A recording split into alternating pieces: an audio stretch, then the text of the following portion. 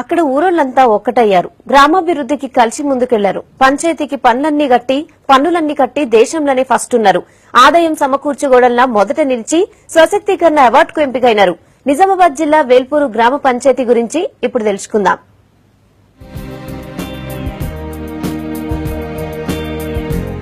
దేశంలోనే మంచి గ్రామ పంచాయతీగా అవార్డు గెలిచింది నిజామాబాద్ జిల్లాలోని వేల్పూర్. పైసలు సంపాదించుకోవడంలా సగవెట్టడంలా దేశంలోనే మొదట నిలిచింది. 2015-16లో 40 లక్షలు, 2016-17లో 42 లక్షలు ఆదాయం రావడంతోనే మంచి గ్రామ పంచాయతీగా పేరు తెచ్చుకుంది. దేశం మొత్తంలో జరిగిన సర్వేలా ఈ మంచి పైసలున్న గ్రామంగా ఈ ఊరు మొదట నిలిచింది.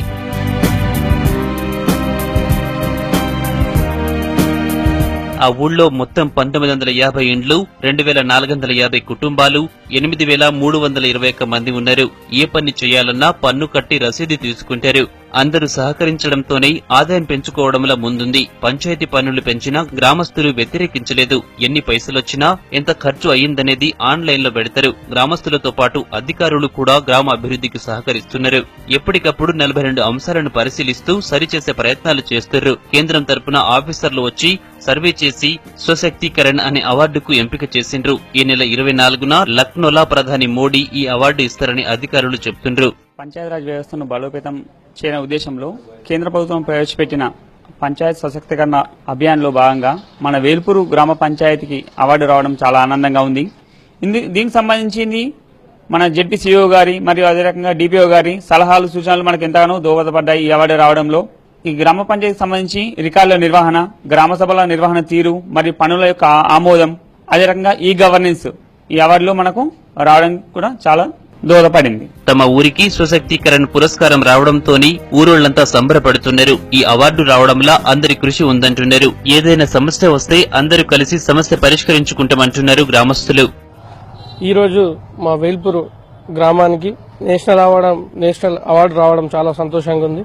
ఎందుకంటే ఈ అవార్డు రావడము ఇక్కడ ప్రతి ఒక్క వేల్పూరులో ఉన్న యువకుడి మరియు గ్రామ ప్రజల అందరి పాత్ర ఉంది.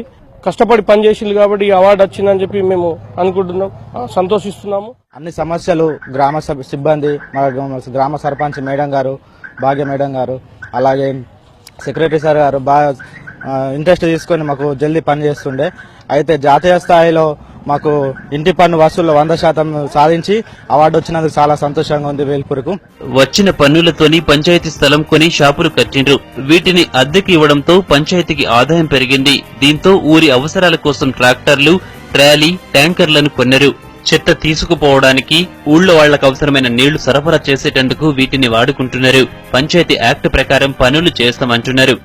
పంచాయతీరాజ్ రూల్ ఏదైతే ఉందో దాని ప్రకారంగా మేము ట్యాక్సెస్ వాళ్ళ నుంచి మేము రుసుము తీసుకుంటున్నాం.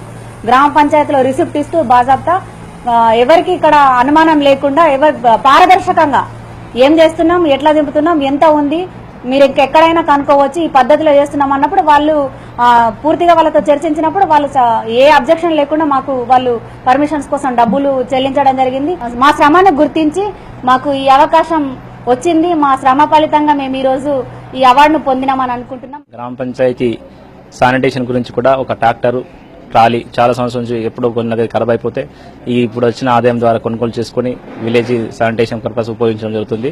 వాటర్ ట్యాంకర్ కూడా మేము గ్రామంలో వేసవి కాలంలో వాటర్ సప్లై చేస్తున్నాం. తర్వాత దాంతో కూడా మాకు మినిమం ఛార్జెస్ కింద ప్రతి సంవత్సరం ఒక 35 నుంచి 40 వేల వరకు ఆదాయం సమకూరుస్తుంది. దానివల్ల ఈ విధంగా గ్రామ పంచాయతీ రెవెన్యూని జనరేషన్ చేయడంలో గ్రామ పంచాయతీ గ్రామ పాలకవర్గం మాకు సపోర్ట్ చేయడం వల్ల, ప్రజలు సహకారం చేయడం వల్ల రెవెన్యూ జనరేషన్ చేయడం జరిగింది.